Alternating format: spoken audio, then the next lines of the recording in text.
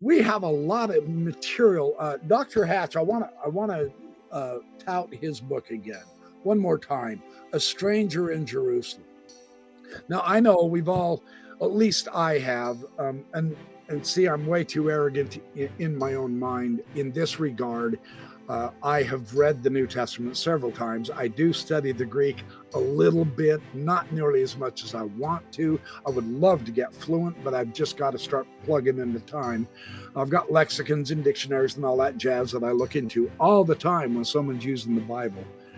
And I thought I had pretty much taken an assessment of the New Testament. Okay, yeah, I get it. I understand what it's all about. All that. Sometimes we do that, those of us who read it 4 or 5 or 6, 7 times. And then along comes a man like Dr. Hatch, a stranger in Jerusalem. And after I read this book, I realized that I'm a stranger to the New Testament.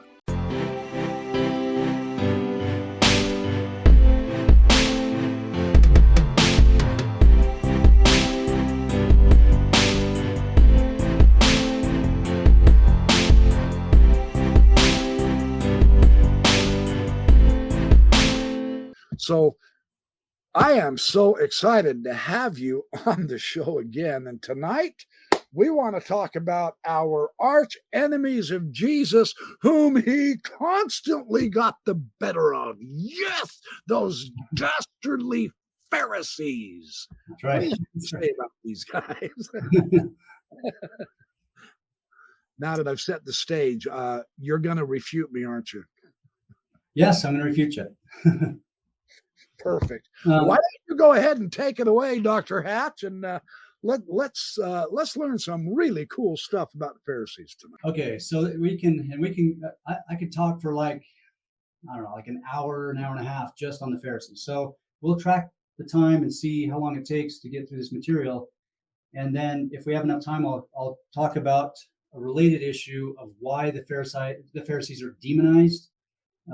We'll go into depth on that, but if we don't have time, we can do that episode later. So let's just dive in and hopefully you take all the time you need, my friend. Cool. We're here for the evening, so okay, we'll dive in and there's all kinds of we really could do 4 hours on this, but essentially, in fact, let me share my screen just briefly, and then I'll. Sure. Welcome to Dan Vogel, by the way. He just showed up, and Lee Mortensen. Oh, Lee Mortensen, welcome. So yeah, you're welcome to pop something on the screen. I think it's up to, here we go. Yeah. All right, let's take a look at what you've got here. If you guys can see this, I pulled up this PowerPoint that I used, and there's a lot of different points in here that I use for classes and elsewhere. But I always show this picture, LDS Living. It says 4 signs. This is a couple of years ago. 4 signs you're acting like a Pharisee and how to stop now. Let me show you real quick. Also, after tonight, you're going to need to make one of those posters and say 4 signs you're acting like a Pharisee, and congratulations, huh? That's right. And next time I get a license plate, it's going to say Pharisee. What this does, in fact, I wrote, I don't want to pile on LDS Living because there's some other stuff they do that's pretty good, but I wrote them and I said, I have a lot of contacts in the Jewish community. I compiled a book. I edited a book with Leonard Greenspoon, who's the Jewish Studies Chair at Creighton, Latter-day Saint and Jewish sort of a dialogue thing. I have a lot of connections, and I wrote them. I said, I'm involved in dialogue, and I'm only one of a handful of people at the university or in the entire church that has PhD level training in Jewish studies, and so I'm tapped into what they're saying. And this does not look good. This hurts our cause and our communication with them. Oh. Right? So can you please take it down? And they just left it up. And so I use this with my students. And this sort of thing is from a deficit perspective. I mean, this is like saying, this would be like evangelicals saying something like, here's 4 signs you're acting like the Latter-day Saints or Latter-day Saint leaders or something like that. Right? So did they respond to you back, Trevan? They never responded. Okay. All right. And so let me show you another clip. Here's LDS Living. I show this to my students. I'm just kind of seeing these over on the side with my PowerPoints. What you have is And I just have little points that I ask. Anti-Semitism, do we, Latter-day Saint, in the Latter-day Saint tradition, do this? Did Pharisees kill Jesus? Who cares if they did? I ask these questions at the beginning of class, but the reason why I have these pictures is just to get them start to thinking about how we represent other people. And you notice that Jesus's interlocutors, they look kind of nefarious. They, there's typical Jewish features, the way they move their eyes, their darker skin, and then you have this guy who looks like a priesthood holder. You have Jesus's blue eyes. That the Anti-Defamation League sued Living Scriptures. All right. And I think Living Scriptures did a good job in the 80s and 90s. Not everything's historical, but we have to produce something for our kids. And so I don't want to pile on them either, but I'm just giving you ideas and examples of how we represent other people. Okay. And so this is, I'll just stop sharing, but that's one example. And so here is my argument about Jesus and the Pharisees. I've done numerous podcasts and YouTube episodes. So we'll just walk through again, and maybe this will be the most detailed episode that I've done. The Pharisees, to start out, I guess we could say a background, an overview of the Pharisees is that you have these groups: Pharisees, Sadducees, Essenes. People hear all that, they sort of roll off the tongue: Pharisees, Sadducees, Essenes. In the centuries, or I guess a few generations, probably a century and a half at least before Jesus, you have these groups that are starting to form that are called different names.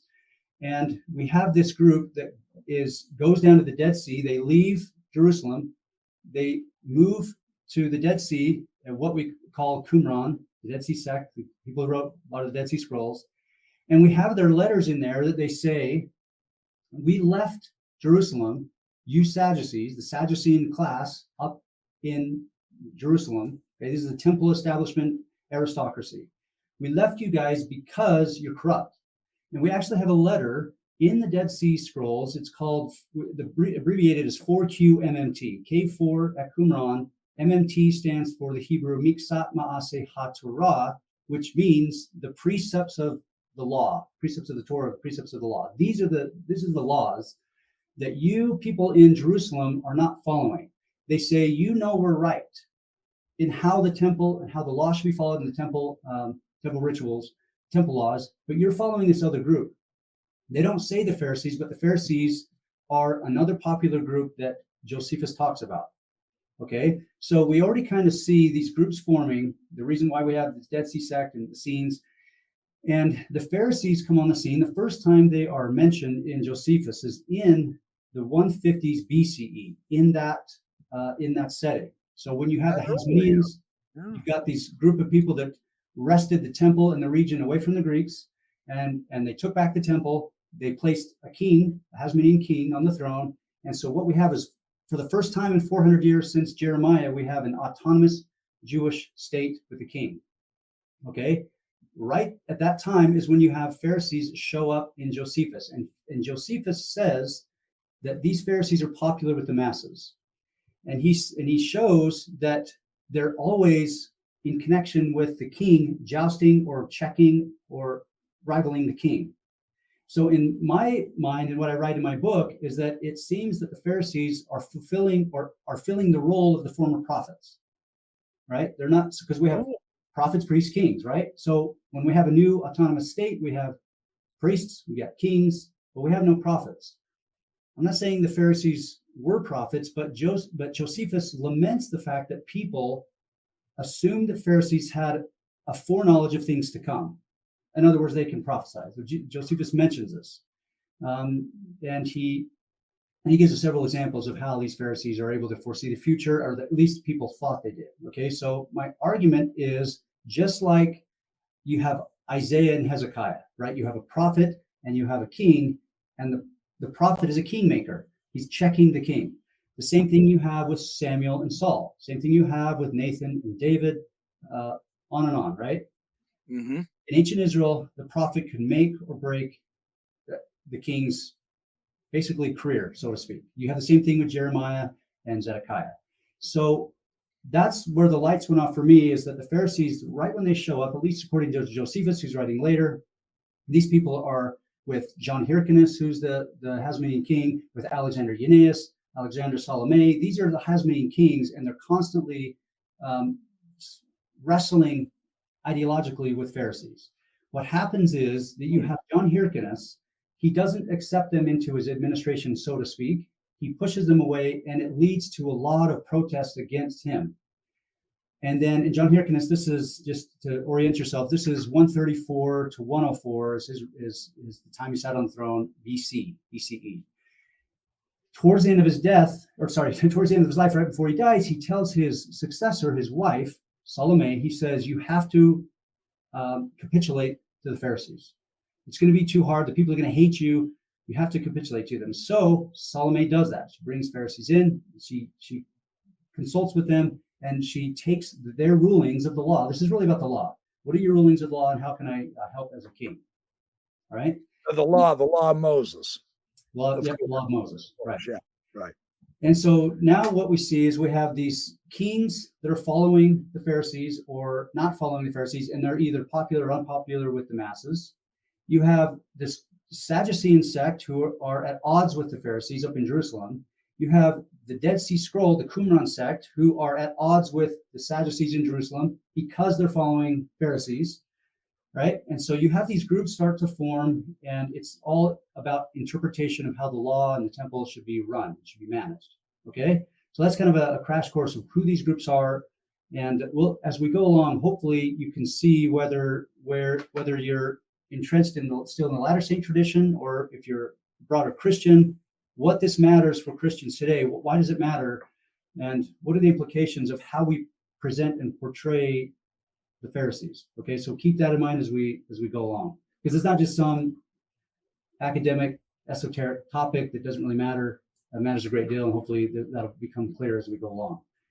Okay. So can I ask a quick question? Yeah. So I just want to just to make sure that my audience understands and I understand. I've been seeing several of them coming in late, so I want to reiterate this.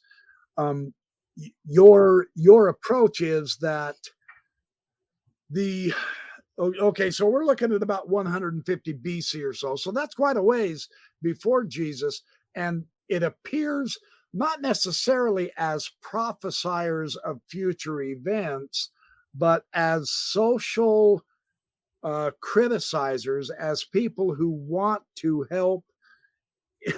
You're going to kill me. My audience is going to kill me for saying this, but the Pharisees want to help Israel stay on the covenant path.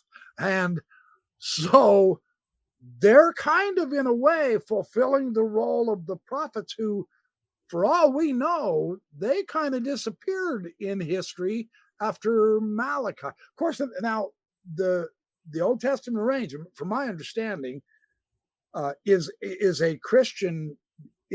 Malachi is not the last book in the Old Testament from the Jewish side. Am I wrong in understanding that? You're right. You're right. You have books like Daniel that are way in the second century, right during this time period, that are written and expanded. Yeah, there's other later texts, but the early Jewish, you do have a tradition in early Judaism of the prophets ending with Malachi and Zechariah and some of these prophets, but what the rabbis will talk about is that there's a lower form of prophecy. It's still there.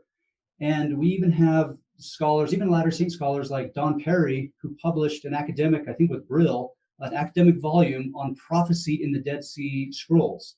And you have other books, Ben Sira, and you have even Josephus. You have these texts that presupposes or implies prophecy still being alive and well, and people looking for a prophet to come and believing that people like Pharisees had a foreknowledge of things, like a lower form of prophecy. God is still working through them.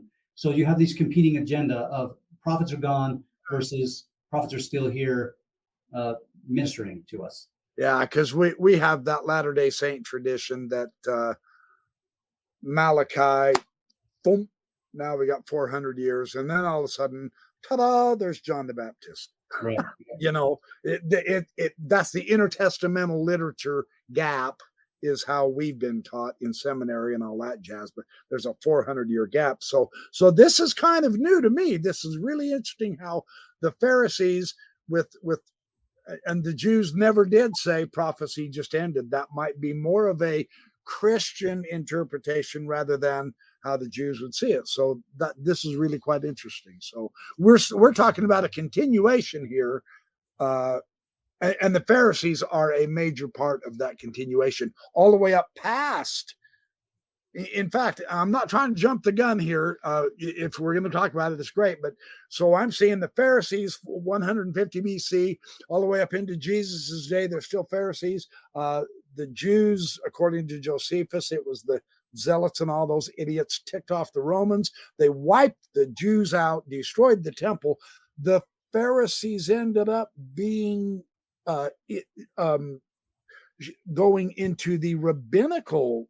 They continued. The Sadducees didn't, but the Pharisees did. Do I have that timeline right? They all continued in some way, but you essentially have it. But you have Josephus writing at the end of the first century, very end of the first century, and he's writing about Pharisees for in the present. So he writes about them in the 150s. He writes about them at the time of Jesus. He writes about them in the 200 years before him.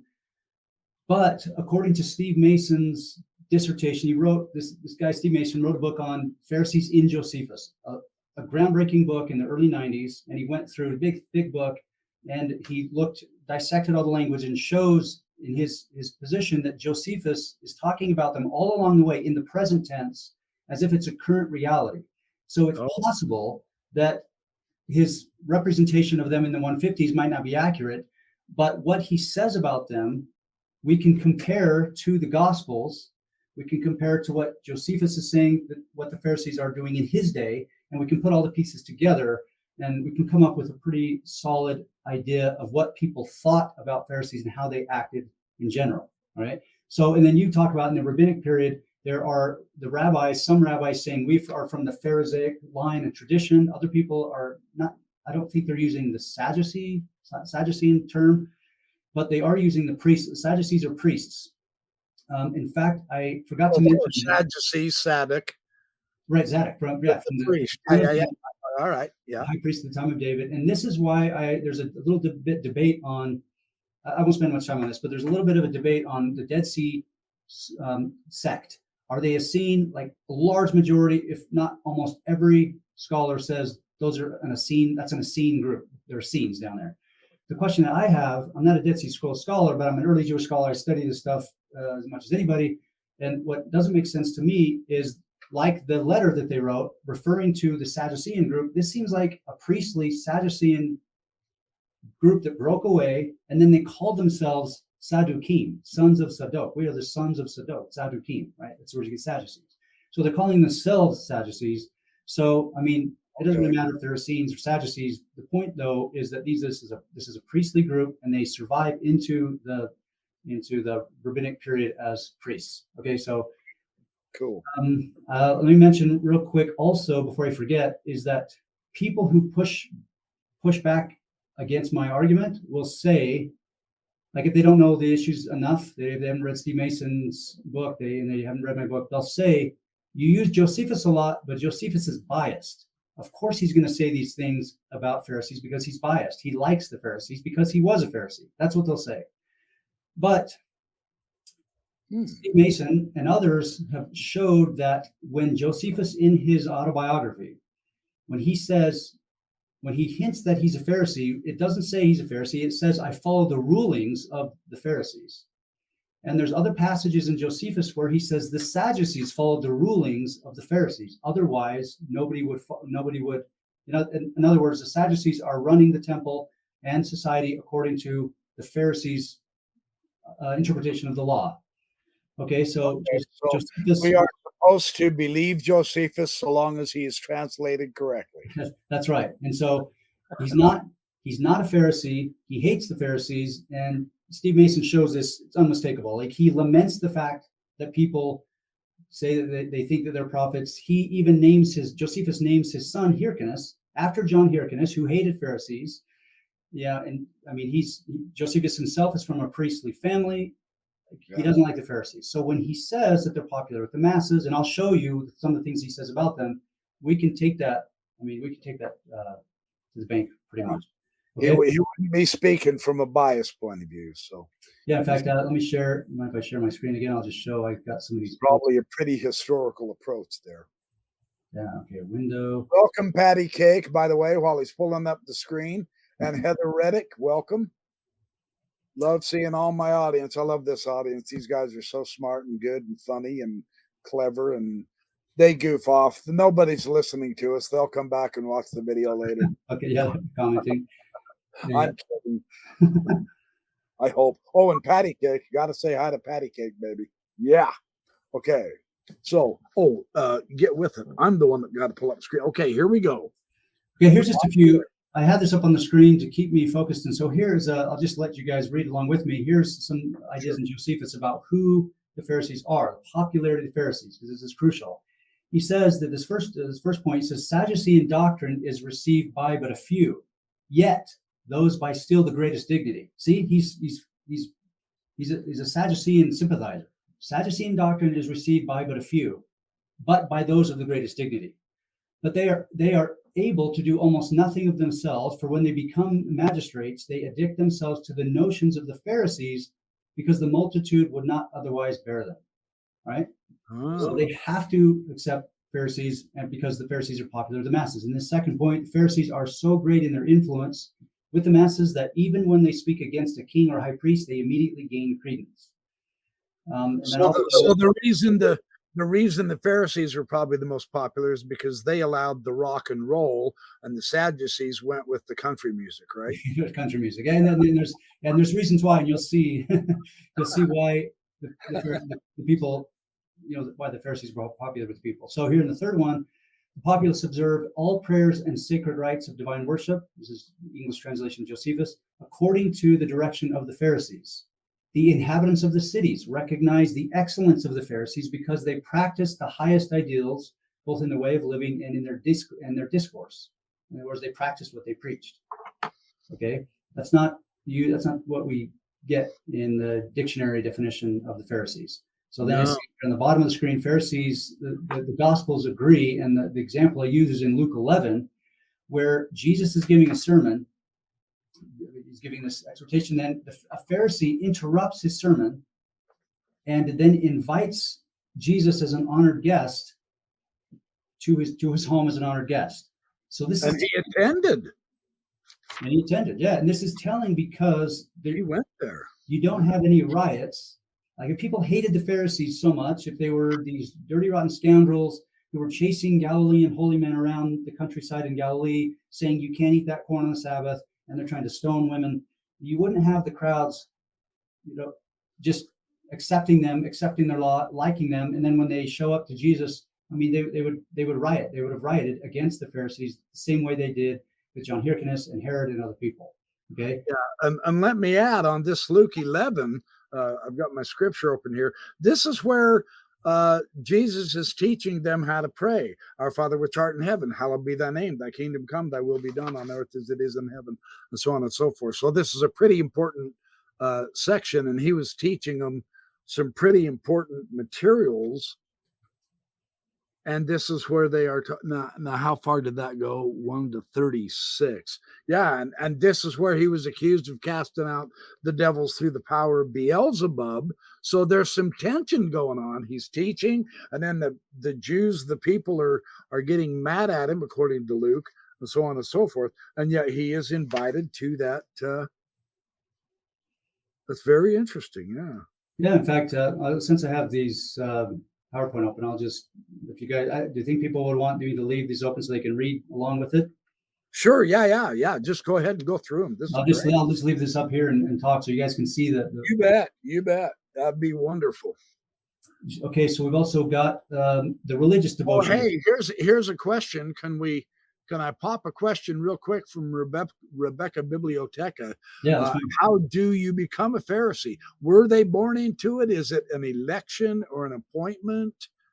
Is it an ordination? That's a great question, actually. It's a very good question, and we don't know. We don't have the answer. We don't know what kind of group. If it was this, Josephus says there were 6,000 Pharisees, and we don't know what kind of ordination. I mean, even that word, like, to become a rabbi, a lot of times people talk about Jesus as a rabbi, and he was and then they take all of this, not baggage, but all of this other stuff about later rabbis, the rabbinic, system, and they dump it onto Jesus. that's not a first century ordination. There are only two people in the entire first century. All of the documents in the first century that are named rabbi, it's Jesus and it's John the Baptist. Right? Yeah. It's just a teacher. So Pharisees, we don't know. We don't even know what the word means. Some people think it means separatists, but it could also be that they didn't call themselves Pharisees.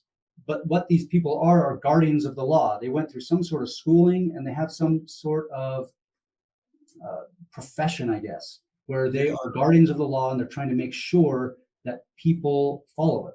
It could be the same kind of thing where you read about in Hebrew Bible where there's the school of prophets. I actually use that. You're the school of prophets. You were the son of a prophet, and therefore you were raised up. People thought Saul was among this group of a school or a son of prophets, where it's sort of your lineage and you're trained in the legal interpretations of this group, and therefore you could go out into the public and people can ask you questions. You can be at the temple, you can be in the synagogue, and you can be answering these questions. But we don't actually know how rigid this is and what if there's some sort of initiation, if it was like the Qumran sect where you had to be initiated into it. We just don't know.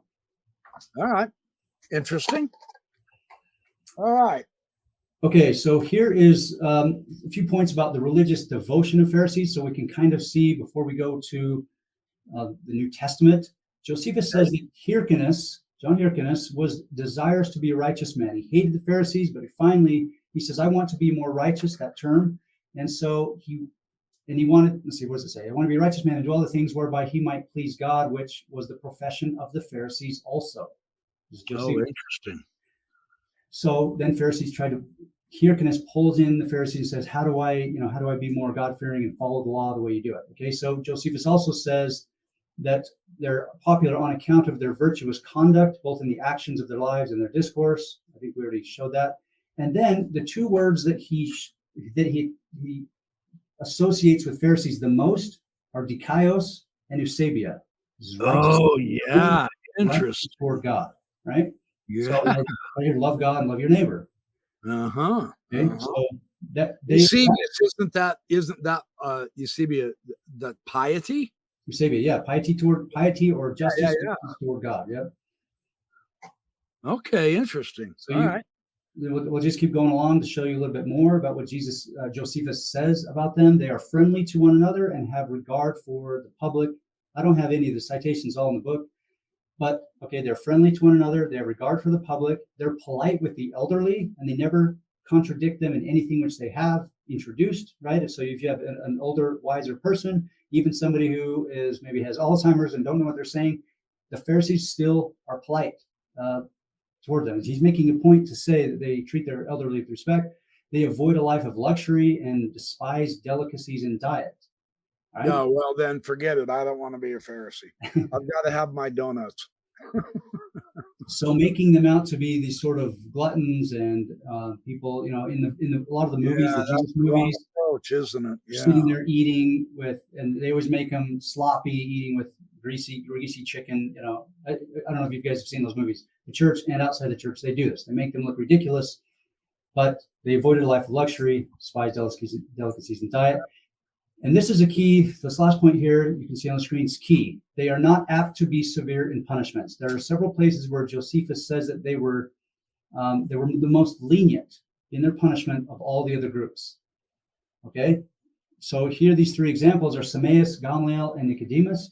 You have, and these are just three, I could list many of them, but you have all throughout Josephus where somebody was brought into the Sanhedrin for a certain crime, and it's always when there's Sadducees and any Pharisees there, it's always the Sadducees that have a harsher punishment, we're going to kill him, and it's always the Pharisees that say, no, he needs a proper trial, just whip him.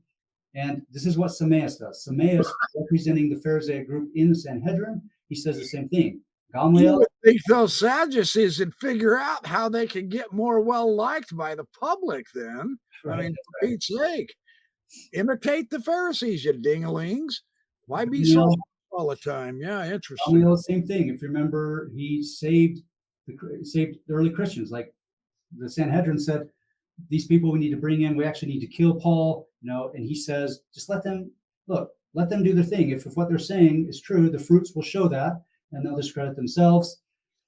Paul, on occasion, he gets brought in, and there's some Sadducees and there's Pharisees, and he knows that they hate each other. And so he throws out resurrection, and they start arguing, fighting. But it's the Sadducees who want to kill him, it's the Pharisees who want to save them. Same thing with Nicodemus at the trial. He's the one that steps up and says, shouldn't he have a proper trial? Right? This is very, very crucial to understand. Well, they're more involved in the human rights and the let's be as impartial and just as we can. Yeah, no wonder they were more popular with the public. Seriously, you'd think the Sadducees could have figured that out. That's interesting. That's right. And I put now it's the Sadducees who did not believe in the resurrection. Do I have that right? The Pharisees didn't believe in the resurrection. No, I think I've got a slide up here somewhere. Maybe we'll get to it. Yeah, they didn't believe in the resurrection. I'm not trying to get ahead. I just want to make sure I'm distinguishing the doctrines. So, it should be here. If it's not in here, we'll make that point. But also, before I forget, this picture up here on the screen, go and sin no more. He who's without sin cast first stone. John 8. That, maybe I have it in here somewhere, but if not, I want to make sure that's not in the original manuscripts. It's not in 2nd, 3rd, early 4th century manuscripts. That story does not exist. It's not really. It showed up in the 4th century, and it doesn't even. So some of my colleagues here and some evangelical scholars will say, okay, yes, this doesn't show up in the manuscripts, and so even conservative Bibles like NIV have a parenthetical little blurb thing that says this is not in the original manuscripts, right? So Latter-day Saint community people have to catch up to even evangelical Bibles and evangelical understandings. All right. The point of why some scribes stuck that in there is because it's to demonize, it's to show that Christianity, represented through Jesus, is forgiving, nice, and that the Pharisees, Judaism, as represented through the Pharisees, is bloodthirsty, and there's no compassion, there's no forgiveness. Okay. All right. Interesting. Let's move along here. Okay, right here. Here's the theology of the Pharisees. Here we go. Believe in fate and free will, afterlife, resurrection, reward and punishment in the afterlife, and angels. Sadducees disagreed on all those, and in the Gospels and Acts support all of these claims. And you can see here the citation: Matthew 22, Mark 12, Luke 20, Acts 23. Right. So again, we can take Josephus, what he says, compare it to the Gospels and even the earliest strata of rabbinic literature, a little bit in the Dead Sea Scrolls, and we can start to put the pieces together of what this group is generally about. All right, interesting. And in my book, I put together. Okay, it's good. I just pulled this PowerPoint up to keep myself on track. But it's good we're pulling this up because you guys can actually see what I did. Like in my book, I went and counted every time the Pharisees were mentioned and which episode. So there's 97 times they're mentioned in the Gospels and Acts. It's 38 different episodes or settings. So they're pretty prominent. Yeah, pretty prominent. And 17 of the 38, or 44% of the episodes, seem to portray Pharisees negatively.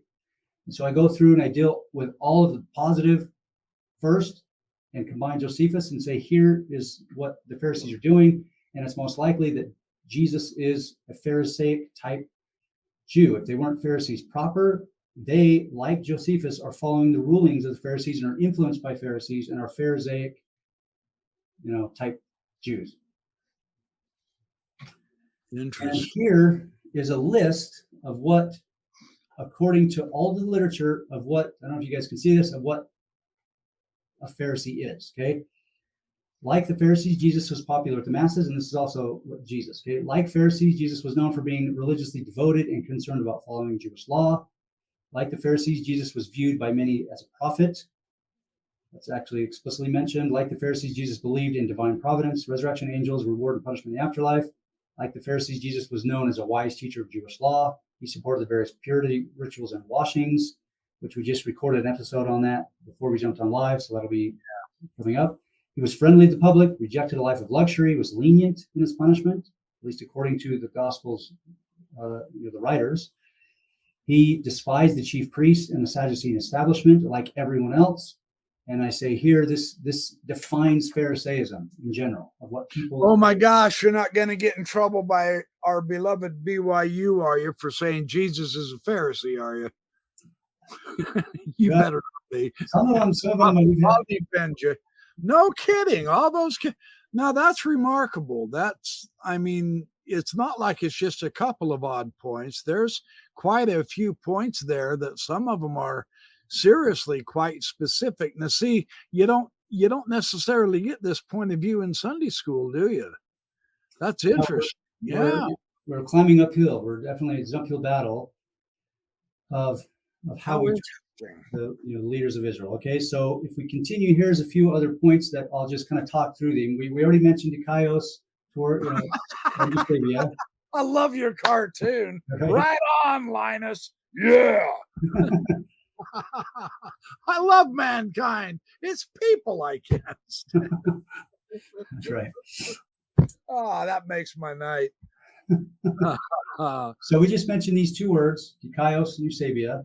But let me talk through some of these other things. Okay, some of these other points. Sure. So it's the Pharisee that warned Jesus of Herod Antipas. It's at least in Luke, it's the reason why. Okay, wait. Jerusalem. Luke 13:31. The Pharisees are the ones warning Jesus. Really? I got to look this up. I don't mean to be skeptical, but 13:31. I got it here real quick. The same day there came certain of the Pharisees, saying unto him, Get thee out and depart hence, for Herod will. Wow. I had never. Oh, wow. Okay. And why do you suspect they would be the ones to warn him? Well, let me ask you, Carrie, or anybody else who wants to answer, if you know the traditional interpretation or the polemic even against Pharisees, how do conservative Christians typically bend this as a negative portrayal of Pharisees? One of those. Oh yeah, we can't stand you. Get out. Yeah, they want him to go to Jerusalem because that's where they can get him and turn him over to. Right. It's an awful interpretation, and we'll see why. Okay. So, all right. Number one, they're following Jesus around the Galilee area of his ministry. They're always with him. Mm-hmm. What are the odds that, and Matthew does this all the time, he says Pharisees and Sadducees, he couples them together, he combines them together and says Pharisees and Sadducees are following Jesus around, and they're following into a synagogue and say, you can't heal that man's arm, or you can't pick up that grain and eat it on the Sabbath. You can't do that. Number one, regardless of those stories and the settings, which I can explain, they're always with them. Okay. Yeah, they are actually. Yeah. It doesn't matter where he's at either. And he travels quite extensively sometimes. He goes way the heck up there in the north. That's right. As well, in his ministry. That's interesting. Yeah. And my position is that they're actually followers of Jesus or in the same camp as Jesus, at least in Luke. The reason why I say that is because if you go all the way through Luke, and we'll talk more about this as we go along, we can assume that there's a negative intention, but they're either with him all the time, inviting him as an honored guest in the mealtime symposia, banquet, which we'll talk about. So warning of Herod, with him all the time. They go to Jerusalem with him. And so I'm saying they like Jesus. And here's another example. So after Jesus leaves, let me back up in case I forget to deal with when he goes into a synagogue and when he healed that person's arm, if you remember that, in Matthew and Mark. Without touching him, right? Without touching him. So He just spoke. Yeah. There's no Jewish law. I deal with this in my master's thesis when I also wrote about the Pharisees there. I deal with this. I searched far and wide for any laws against healing or against speaking on the Sabbath. There's no laws against it. The Dead Sea Scrolls have a law against speaking about superficial or idle or frivolous things or business matters on the Sabbath. And if you are, you have to remove yourself. And I am so flipping doomed. I haven't got a chance to be a good Jewish guy. Darn it. I'm too trivial. And so what happens is in Mark and Matthew, it says that when he healed him by not touching him, they left the synagogue and conspired with each other on how to destroy Jesus. The word destroy, kill him. It's Luke that comes along. The author of Luke says the language in the Greek says that when they exited the synagogue, they were confused or curious. The word is enoia. They were. Okay, wait a sec. You're saying, okay, this is one of the reasons why I love having you, because you're a New Testament scholar. So the Greek word does not mean seeking to destroy Jesus, it's more in line with being perplexed. Perplexed, confused. It says That's quite a difference in the translation. yeah. Instead of saying they were filled with fury, some translations say that they were filled with anoia, which is they were perplexed. This is early in his ministry, and they were talking amongst each other on what they should do in the case of Jesus. Who is this guy? How do we rule? Like, he's clearly healing somebody, and we have clear laws about being about going to physicians. Okay. Yeah. So in a way, they're probably trying to figure out. We've got to keep the law here. We've got to keep the law. We've got to make sure that this guy, one of our friends, keeps the law. But doggone it, he's healing on the Sabbath. And that's very perplexing because we didn't see him do anything. Right. Would that be a better understanding and reading of that? So now they're talking among themselves going, holy cow, how did he skirt the law that way? He's talked, but how on earth did that happen? That's interesting. That is, so the Greek word is what? Anoia? I think it's anoia. Yeah. Anoia. Interesting. That's cool. That's really cool. And I go down just like John 8, the stoning of the woman. It's not in the original manuscript. Or on a case like this, the Gospels disagree. And I'll give you some other examples here. But in this third bullet point, okay, so they warn Jesus of Herod Antipas. He had just killed John the Baptist, and this is why Jesus went to Jerusalem. Okay, so then we continue and read in Luke, and on his way to Jerusalem, he has many discussions with Pharisees. And on one occasion, a Pharisee says, "What do you do with people who have removed themselves outside the house of Israel?" Like, this is a common debate. A lot of times when they're in the mealtime banquet, they say, wait, are you eating with sinners, or you're eating with them?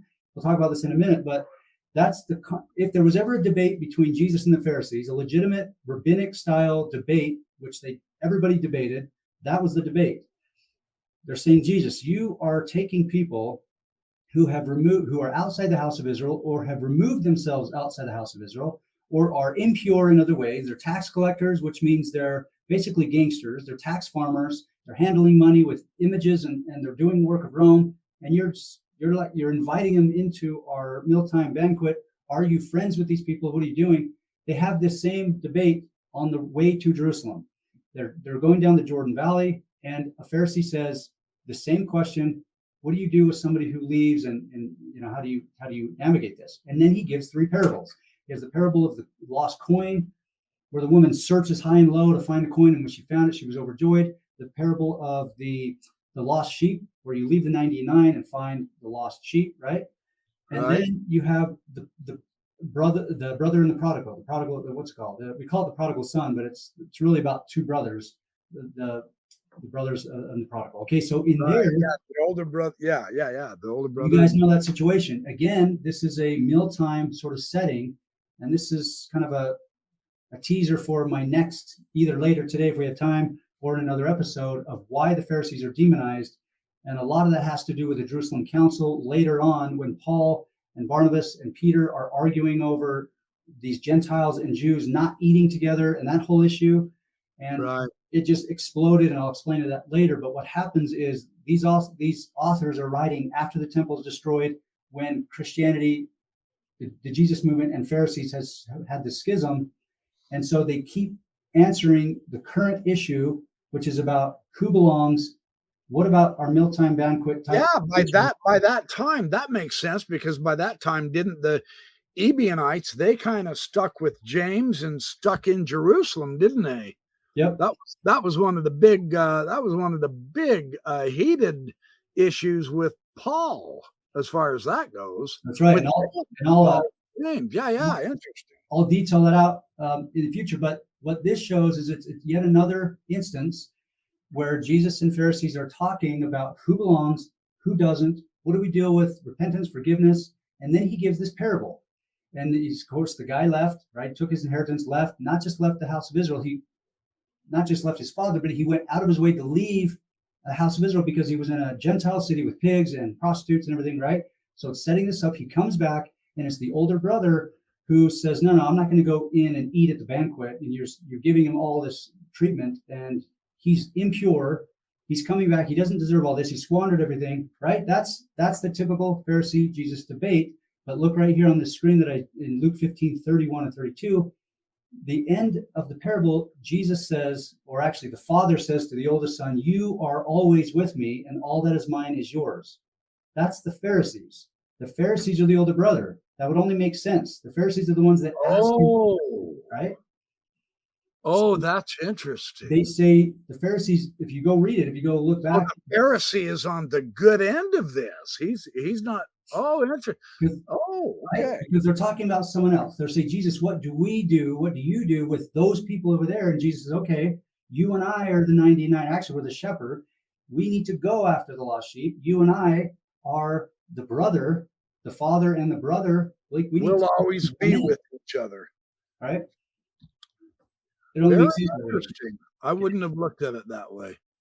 That's right. Cool. So then we keep reading. They're still heading to Jerusalem. They get to Jericho, and when they approach the city, there is a man there that on the side of the road that says, "Son of David." You know, he's crying out, "Son of David." Right. And it's his disciples. It says his disciples say, this is actually, sorry, this is in Luke 19 right here. This is referring to Jerusalem, but I'm giving you the story right before that to set the stage. The same thing happens in Jericho. And the disciples say, be quiet, sigesi, be quiet to that guy. Don't say anything about Jesus being a Davidic king. That's a messianic term. And we're approaching this political and aristocratic hub of Jericho. Jericho and the 15-mile or 17-mile road to Jerusalem, those were the connection of two aristocratic hubs. A lot of money passing through there, a lot of wealth, and a lot of priests, and a lot of bureaucrats.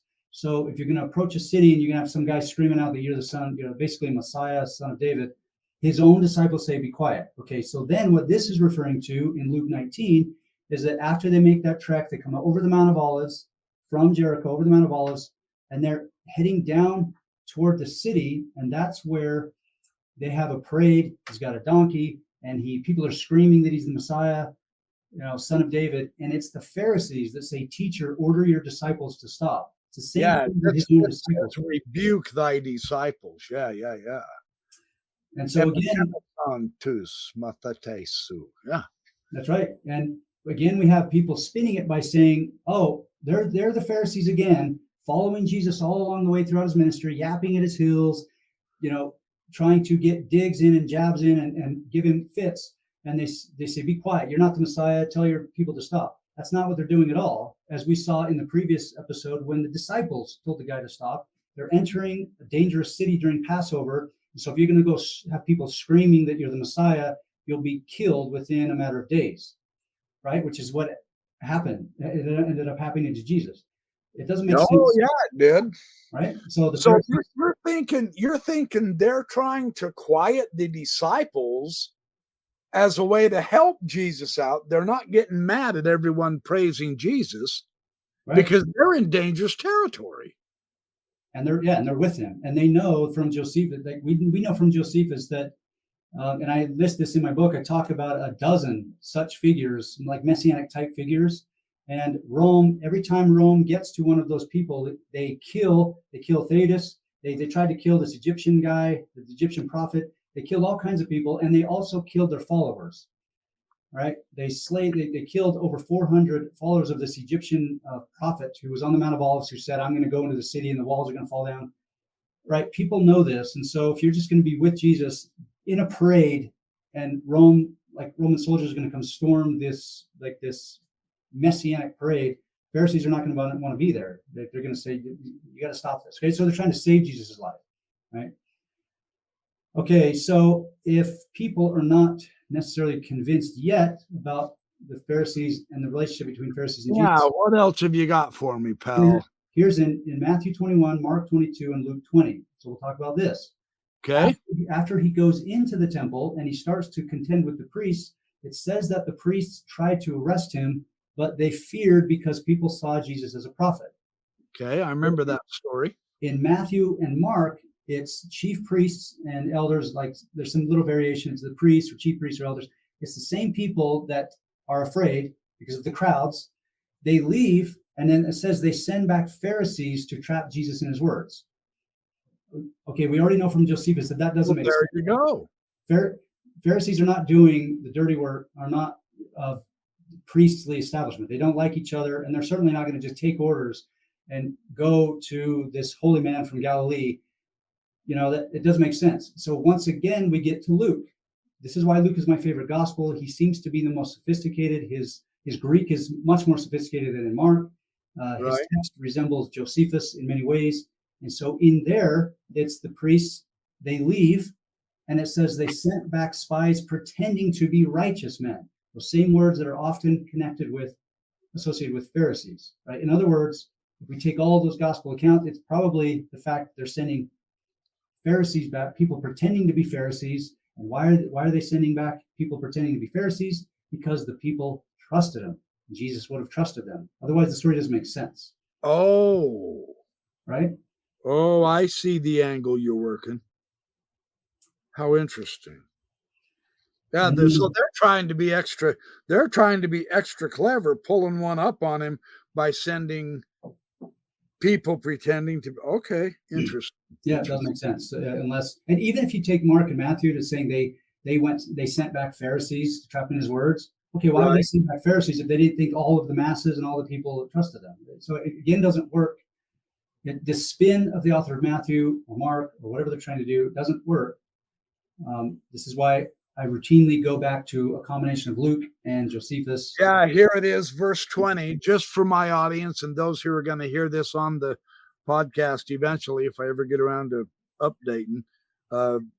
Chapter 20, verse 20 of Luke, and they watched him and sent forth spies, which should feign themselves just men, that they might take hold of his words, that so they might deliver him unto the power and authority of the governor.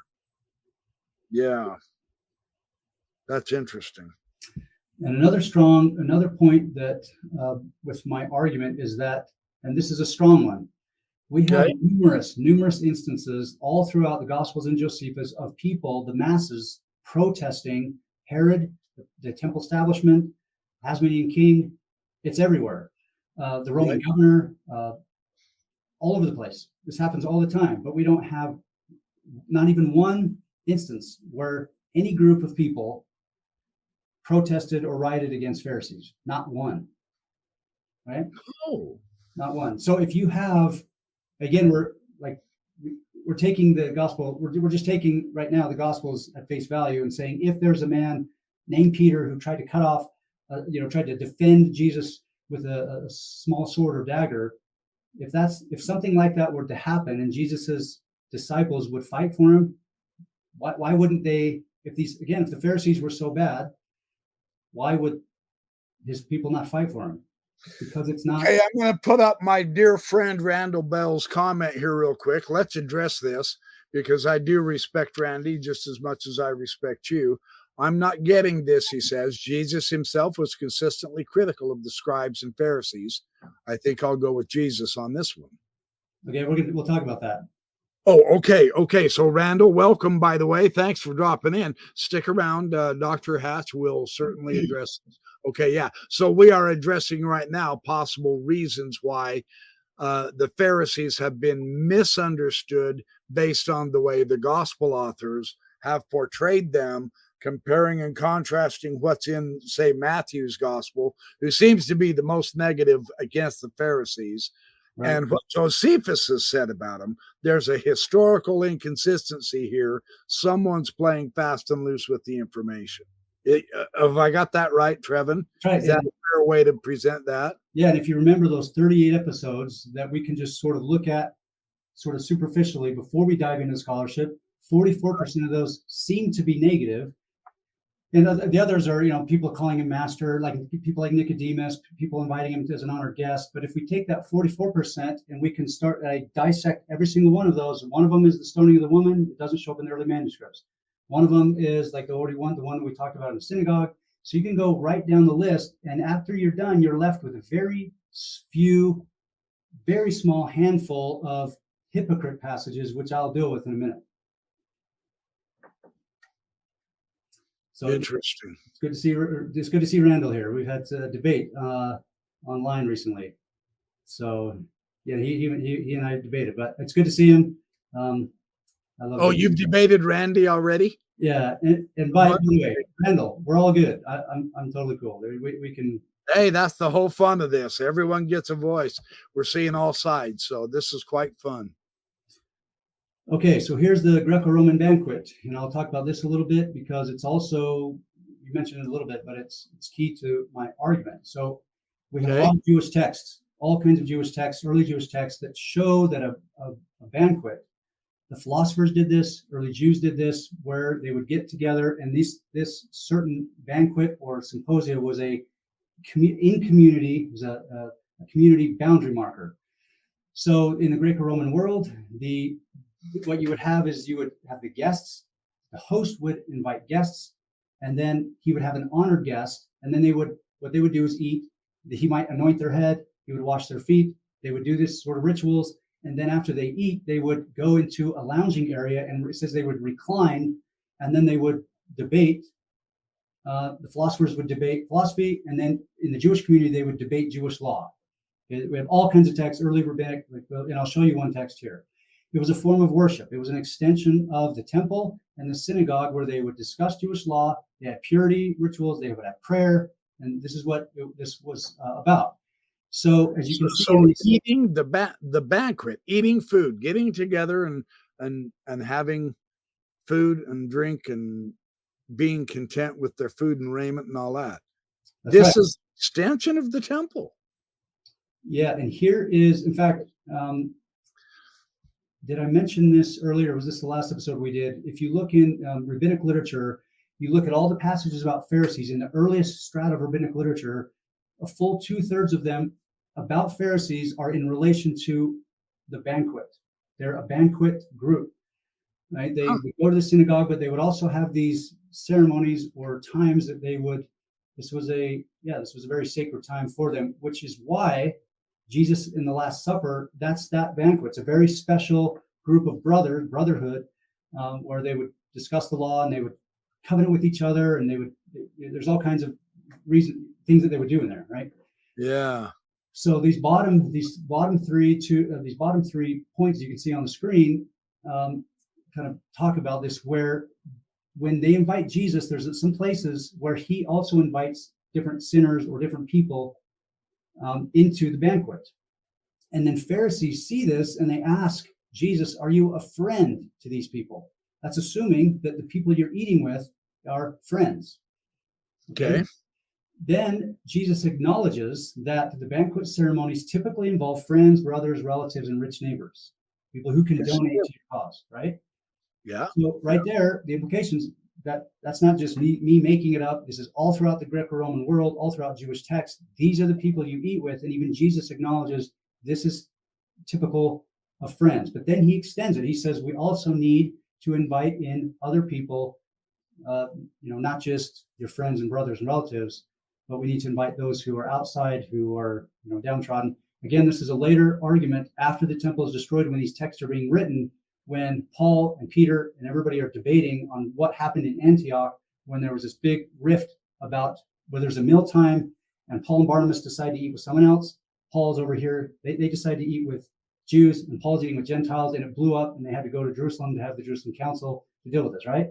That's where these settings they fit. Okay?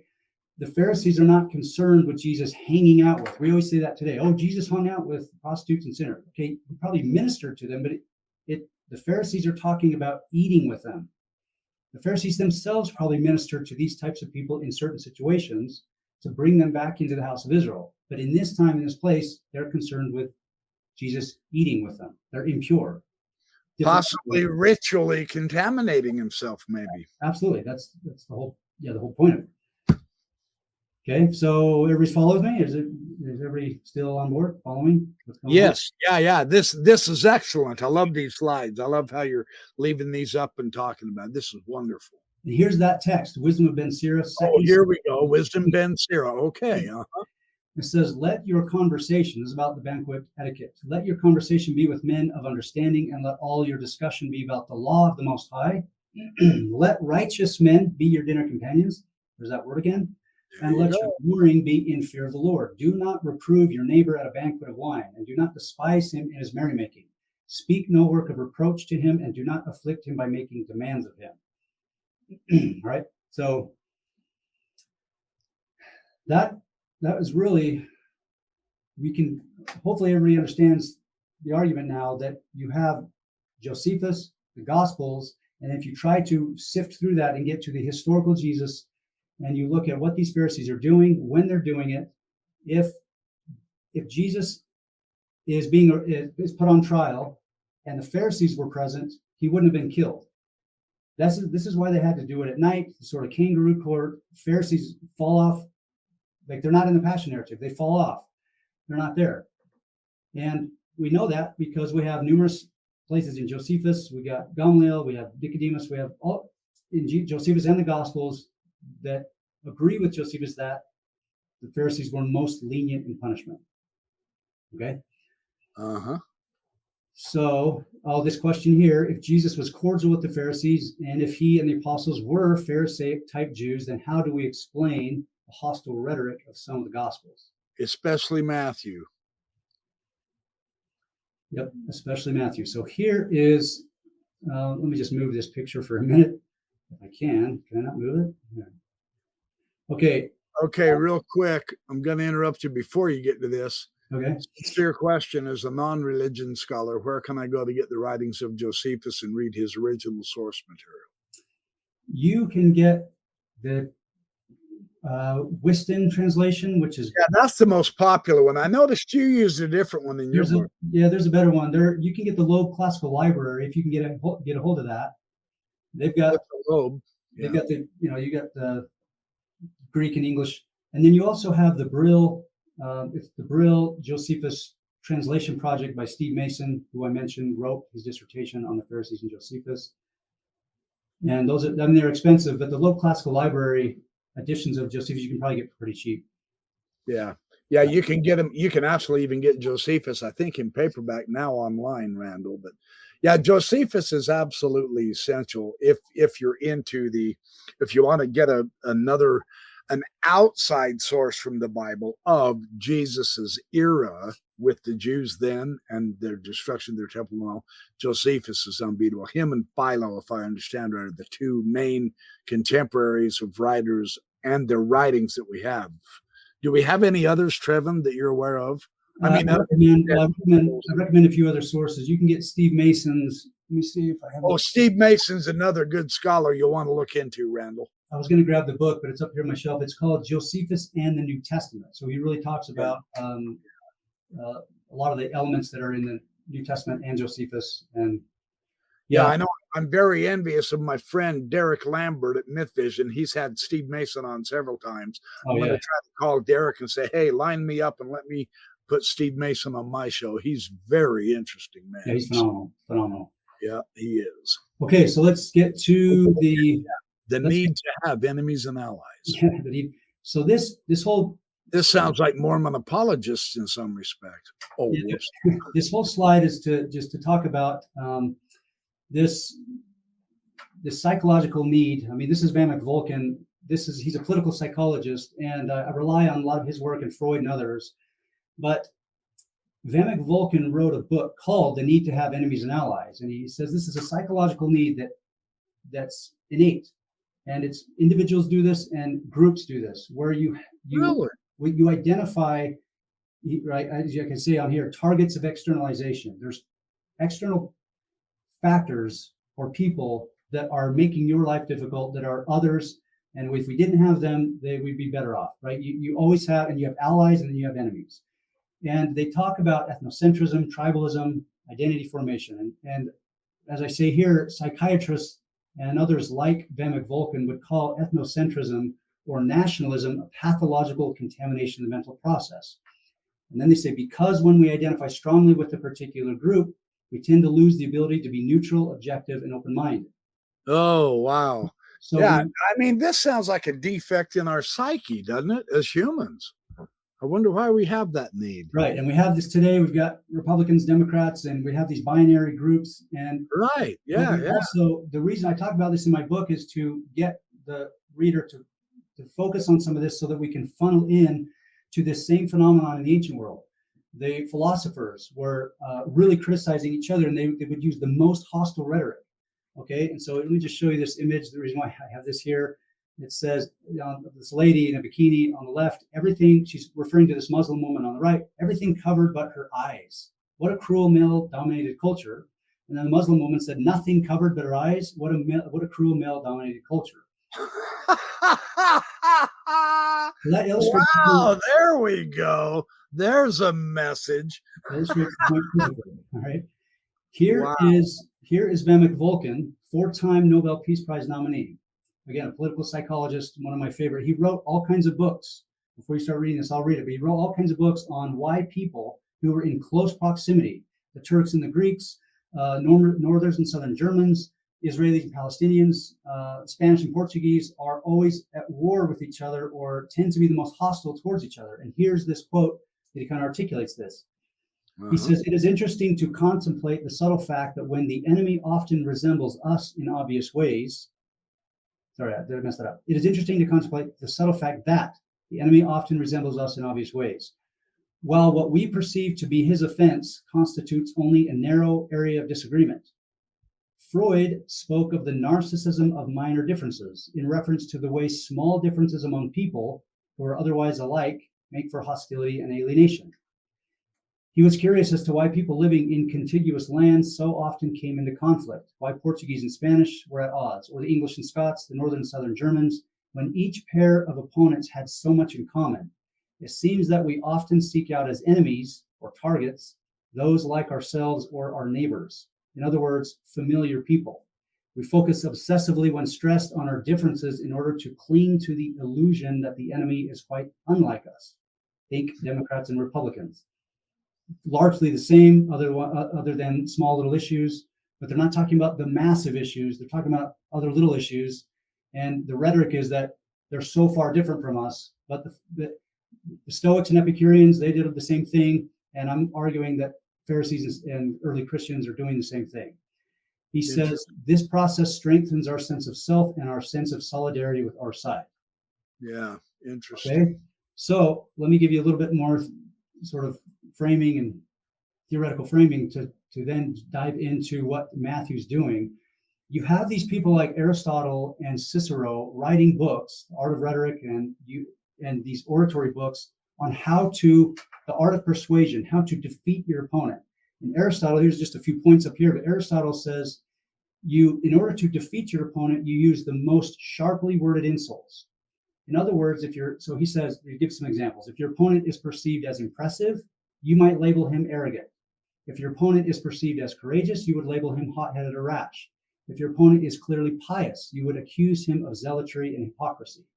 Okay, everybody right now in the chat, I want you to start yelling at the top of your voice that I am arrogant, rash, and a hypocrite.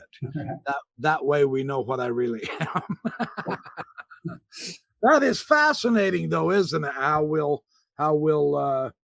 we'll see something in someone, maybe out of envy, perhaps, you think, and then we'll start labeling them. All this labeling, that's very interesting. Yeah, and here's Cicero, a Latin author. He says, I'm just kind of summarizing what they say, and I read their whole books, but he says, one skilled in rhetoric must convince his hearers that he himself displays, like, this is me, our group are good-natured, kind, calm, we're loyal, we're not covetous, a lot of this sort of thing. And then, you state the opposite, that your opponent is the opposite of these. And so here's a list that I poured through a lot of this classical literature and ancient literature, and here's a list of common words that show up among the philosophers and other Jewish writers at the time. So you have words like arrogant, boastful, evil-spirited, impious, liars, deceivers, flatterers, charlatans, demagogues, hypocrites, vipers, fools, magicians, perverts, murderers, seekers of pleasures and wealth. And then there's others that are about hypocrisy. Ones who criticize others without examining themselves. Ones who make a great show out of virtue yet never practice it. Have the outward appearance of virtue but are themselves corrupt. Those who preach but do not practice. That's all over the literature, everywhere. Fascinating. Absolutely fascinating. So I hope then, Steve Smoot is watching this for his reactions to Jonathan Neville. yeah, Jonathan, here is, and so here is my, just a sort of a snapshot of what the word hypocrite and what Matthew is trying to do. Okay. Because remember, very small, when we get into your hypocrites and your whitewashed tombs, like that's really the only, like a small handful of words that are outside of a contextual context. It's just rhetoric. And here's what this word means in the context. So the Greek word hypokrites denotes an outward show, a pretender. It's a play actor. That's the word. When you say play actor, somebody who's acting in the plays, in the Greek and Latin plays, and it's specifically one who's disguised. So this is the theater, play actors in Roman society. Actors in Greece are more revered, but they're not in Roman society. The literature says that these people who are actors are skilled in deception. You would never do business with an actor because they're too good at disguising their emotions and who they are. They can deceive. So they're often suspected of being prostitutes. These are people who are foreigners or freed slaves would get a job as play actors. Or politicians. Right.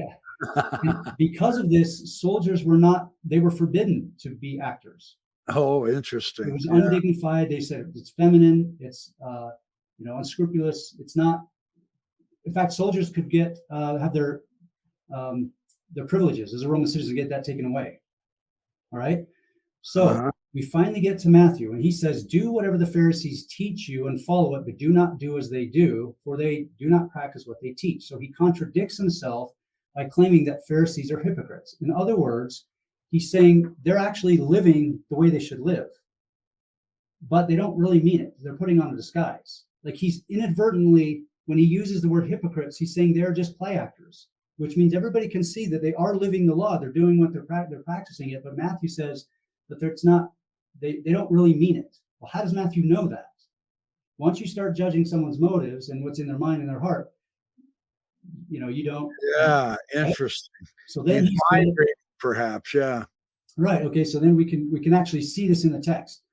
He says they do all of their deeds to be seen by others. Okay, so he's acknowledging they actually live the law the way they're supposed to. For they make their phylacteries broad and their fringes long.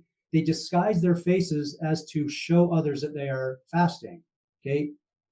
And then he says they are like whitewashed tombs, which on the outside they look beautiful, but on the inside they're full of bones of all kinds of filth. Right. And they're full of hypocrisy and lawlessness. Okay. So here is an example from Lucian, 2nd century CE, just right during the same generation that Matthew's written. He says this about the philosophers who use this same kind of rhetoric. He says their practice directly oppose their preaching.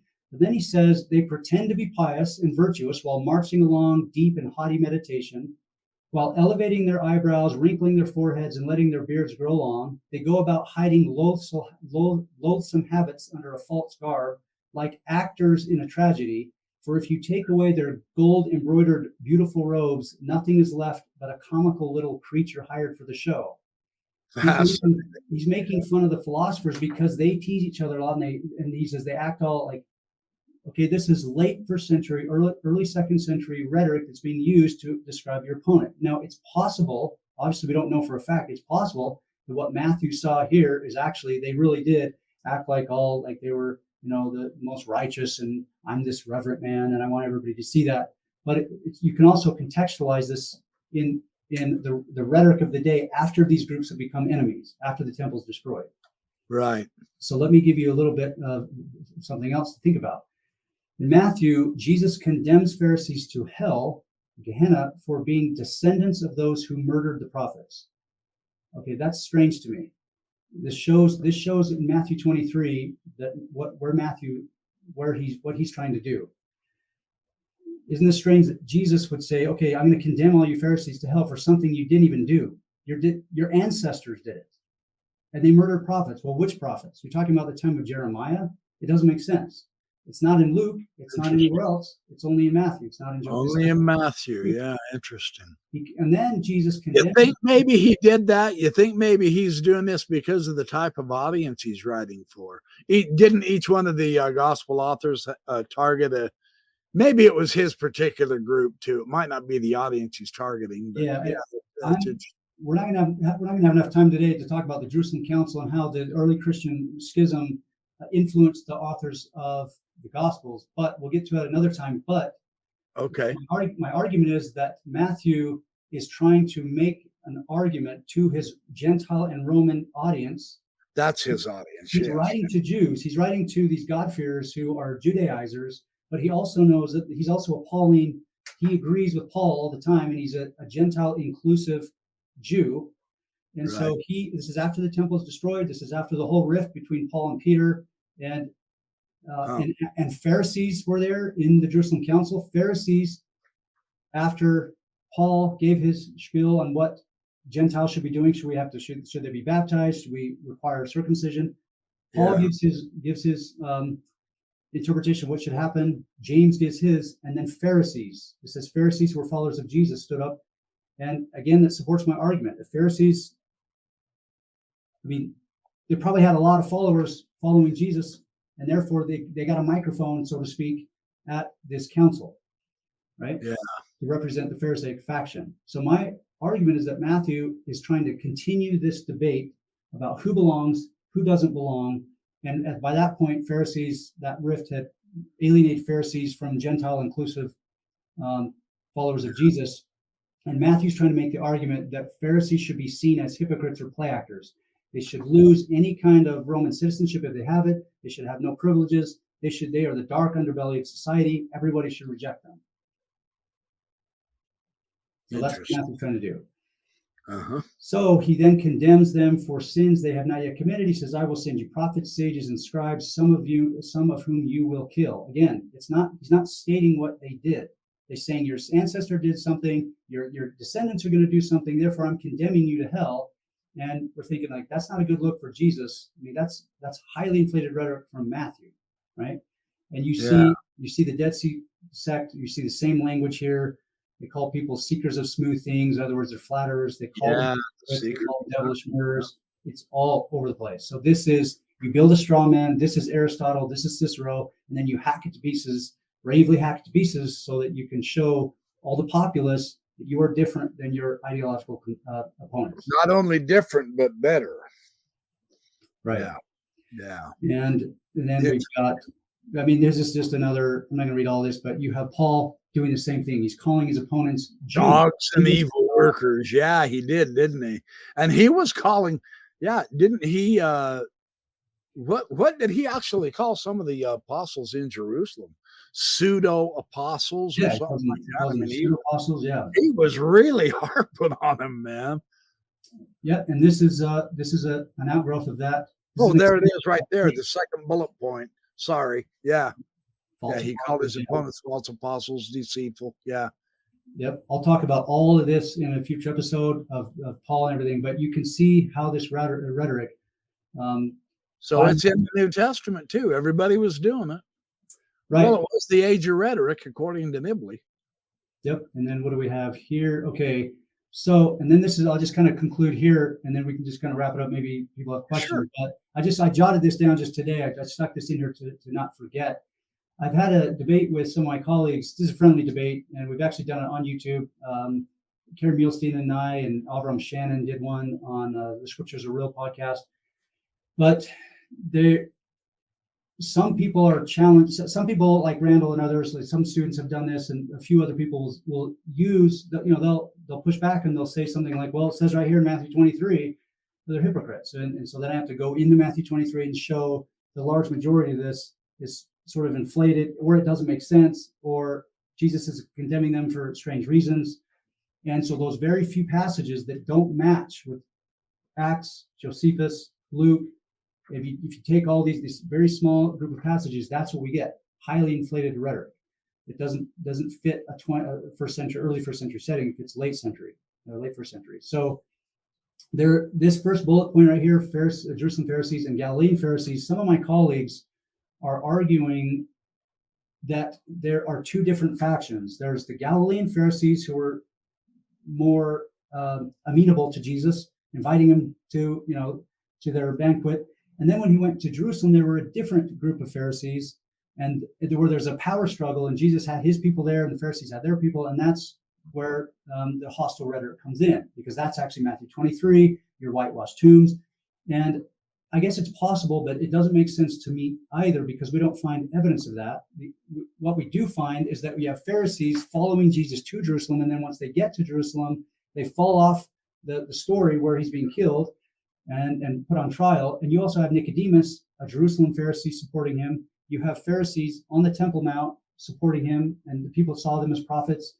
We just don't see, I don't know how that would work in, like, on the ground in real time.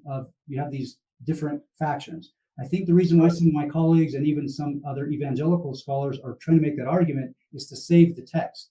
They want to be able to say, no, Jesus really did say all that stuff about hypocrites and whitewashed tombs, because that's the text. This is our text. It has to be. Well, but we also know, I get that. Yeah, it's all good. But we also know that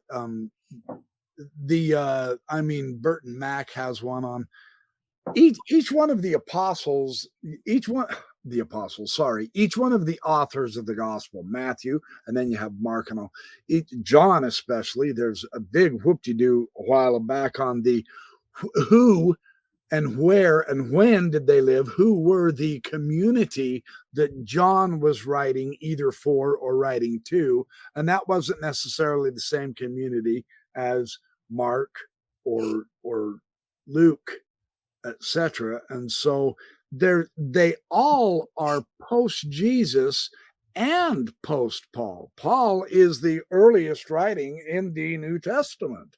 So being the later authors, I mean, I understand why your opponents want the text to be what it is, but it's late, relatively speaking. I mean, but it's not Jesus eyewitness stuff. This is not the testimony of Mark. This is not the testimony of Luke. It's their gospel that they wrote. They were not eyewitnesses. That's what I'm trying to get at. So, right. Yeah. That gets sticky.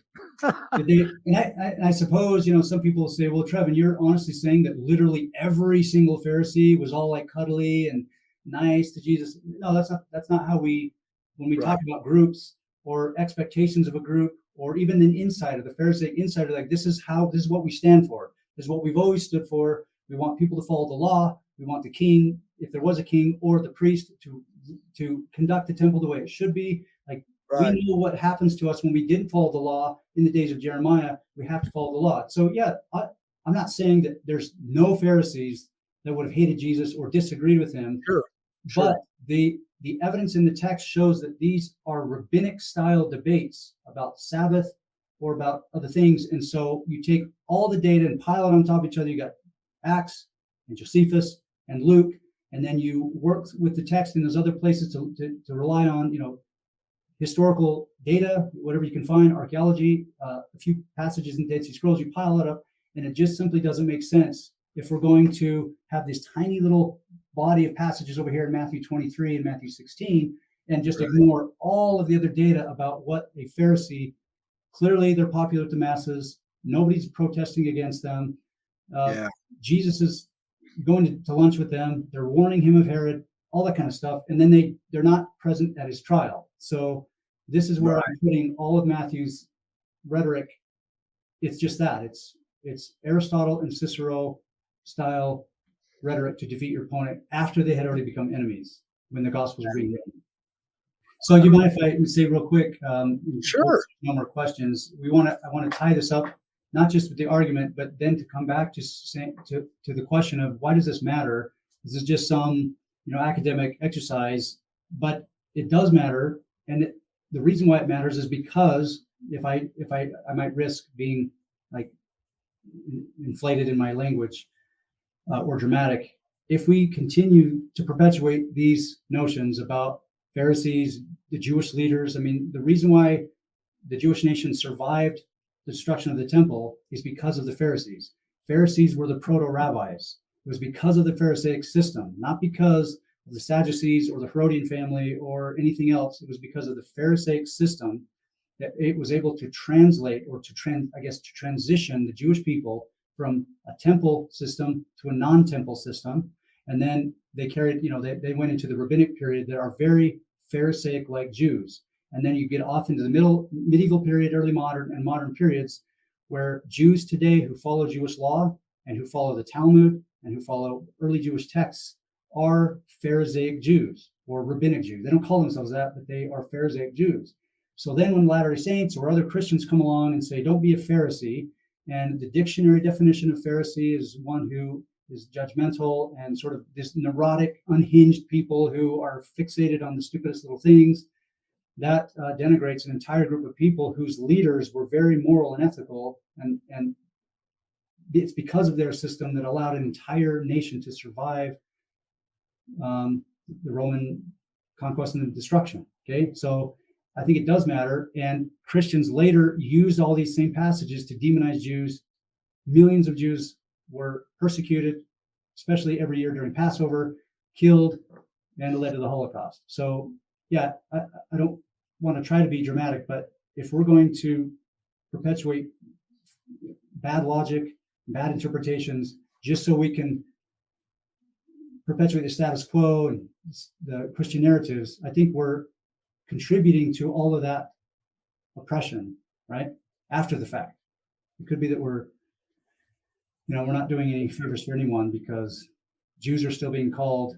In fact, the Pittsburgh shooter in 2019 went into a synagogue, gunned down 11 people, and they went to his social media. The police went to his social media and looked in there, and they said, "Oh, we found out why he did this." And he says right here, it's because John 8:44, Jews are the devil, right?